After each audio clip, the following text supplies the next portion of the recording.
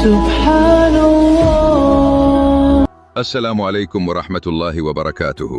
सूरतुल बकरा की ये आयत बनी इसराइल की जिद और अल्लाह की अजीम नेमतों को बयान करती हैं। आइए कुरान का ये ईमान अफरोज वाक़या समझते हैं। अऊज़ु बिल्लाहि मिनश शैतानिर रजीम। मैं अल्लाह की पनाह मांगता हूँ शैतान मरदूद से। बिस्मिल्लाहिर रहमानिर रहीम। शुरू करता हूँ अल्लाह के नाम से जो बड़ा मेहरबान निहायत रहम वाला है। वइज़ क़ुल्तुम या मूसा लन नुअमिन लक हत्ता नरल्लाह जहरतन फ़अख़ज़तकुमुस साइक़तु वअन्तुम तंज़ुरून। और जब तुमने कहा, ए मूसा, हम हरगिज तुम पर ईमान नहीं लाएंगे जब तक अल्लाह को खुले आम न देख लें, फिर तुम्हें कड़क ने आ पकड़ा और तुम देख रहे थे।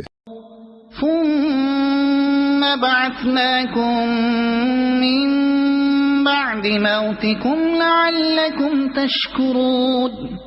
फिर तुम्हारी मौत के बाद हमने तुम्हें दोबारा जिंदा किया ताकि तुम शुक्र अदा करो।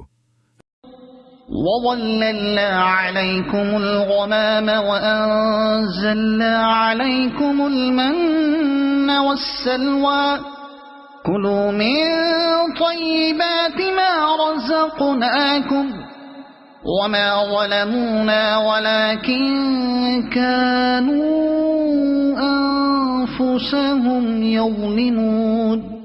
और हमने तुम पर बादल का साया किया और तुम पर मन्नो सलवा नाजिल किया।